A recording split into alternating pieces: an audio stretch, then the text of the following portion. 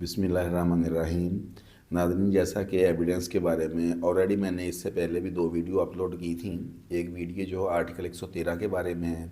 और एक वीडियो मैंने आर्टिकल 45 के बारे में अपलोड की थी एविडेंस के बारे में। और आज की जो वीडियो है उन्हीं से लिंक्ड है। इस वीडियो में आर्टिकल 3 की बात करेंगे। आर्टिकल 3 में बड़ा वाजिया है। इसके बारे में अब हाई कोर्ट का जो केसला भी आ गया है 2025 है, LHC है, 621 पेज है, जिसमें उन्होंने बड़ा वाजिया और बहुत आला तरीके से मेंशन कर दिया है कि आर्टिकल 113, आर्टिकल 45 और आर्टिकल 3 को हम कैसे तीनों को आपस में डिफ्रेंशिएट कर सकते हैं। तो ये जो आर्टिकल 3 है इसके ज़रिए से बड़ा वाजिया हो गया इस केसला की मदद से कि मिसाल है कि एक बंदा गवाह है, वो अदालत में पेश करता है, अदालत में जाकर वो अपनी गवाही देता है, तो विदाउट बयान हल्फी अदालत जनाब उसका बयान रिकॉर्ड कर लेती है, यानी उसका हलफ नहीं लेती या उसका बयान हल्फी सबमिट नहीं करती। तो अदालत जनाब इस तरह की अगर शहादत देती है क्योंकि अगर कोई गवाह है, हलफ लिए बगैर उसकी एविडेंस ली जाती है और उसकी एविडेंस अदालत में रिकॉर्ड हो जाती है, तो इस केसला की में बड़ा वाजिया है कि इस तरह के शख्स की जो शहादत है उसकी कोई कानूनी हैसियत नहीं है, क्योंकि जज साहब ने उसका बयान हल्फी नहीं लिया या जज साहब से जो उसकी एविडेंस रिकॉर्ड की गई है वो एविडेंस जो है वो बरहलफ नहीं है, यानी पहले उसका हलफ लिया जाएगा उस गवाह का, आफ्टर दैट उसकी शहादत रिकॉर्ड की जाएगी। अगर बगैर हलफ के किसी भी शख्स की शहादत रिकॉर्ड की जाती है तो जिस तरह की ये जो केसला है 2025 का LHC से 621 पेज है, और इसी तरह जो आर्टिकल 3 है तो उसमें बड़ा वाजिया मेंशन कर दिया गया है कि अगर एक बंदा बगैर हलफ उठाए अदालत में शहादत देता है और अदालत जनाब उसका बयान रिकॉर्ड कर लेती है,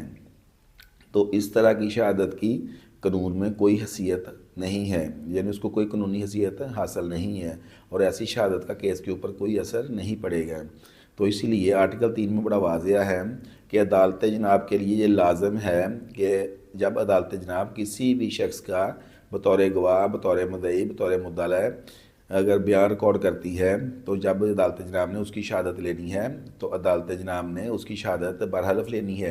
यानी कि पहले उस बंदे को हलफ उठाना है, हलफ उठाने के बाद अदालत जनाब उसका बयान रिकॉर्ड करेगी। अगर हलफ उठा के वो बंदा बयान अदालत जनाब में देता है तो उस बंदे की उस शहादत की अहमियत है, वो एडमिसिबल एविडेंस है, काबिल एतबार शहादत है, वो दौरान समात पढ़ी जाएगी,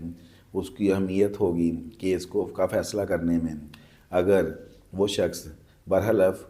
एविडेंस रिकॉर्ड नहीं करवाता, उसका हलफ नहीं लिया जाता, तो उस तरह की जो शहादत होगी उसकी कोई कानूनी हैसियत नहीं होगी। इसलिए ये बड़ा केस इस तरह है, एक बहुत फिट केस है एक प्रैक्टिसिंग वकील के लिए, और दोस्तों को भी इस बात का पता होना चाहिए कि अदालत जनाब में जब शहादत रिकॉर्ड करवानी है तो हम लोगों ने बाकायदा पहले हलफ देना है, उसके बाद शहादत रिकॉर्ड करवानी है, यानी बरहलफ शहादत होगी, उसके बगैर दी गई शहादत की कोई कानूनी हैसियत नहीं होगी। इसलिए हम लोगों ने ये वीडियो आपसे शेयर की है ताकि ये एक इन्फॉर्मेटिव वीडियो है, ताकि आप लोगों को इस वीडियो की मदद से फ़ायदा हासिल हो सके और दौरान समात अगर किसी का कोई भी केस हो तो उसको पता हो कि मैंने शहादत जो है बरहलफ रिकॉर्ड करवानी है। तो नाज़रीन, हमारा चैनल जो है सब्सक्राइब करें, बेल आइकॉन का बटन भी प्रेस कर दें तो ताकि हमारी इस तरह की वीडियोज़ आपके पास आती रहें और इंशाल्लाह हम आपस में राब्ते में रहें। Thank you. अल्लाह हाफिज़।